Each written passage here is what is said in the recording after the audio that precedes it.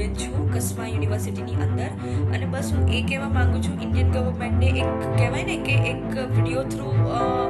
Help માગું છું કે પ્લીઝ અમને અહીંયાથી જલ્દી કાઢો, અમારે અહીંયા નથી રહેવું. અહીંયા રિસન્ટલી એક ઘટના ઘટી છે જેના કારણે ઇન્ડિયન સ્ટુડન્ટ ફેસ કરે છે બધી વસ્તુ. તો બસ મારે એ જ કહેવું છે કે અહીંયાથી બને એટલું અમને જલ્દી કાઢો, અને અહીંયા એક નાના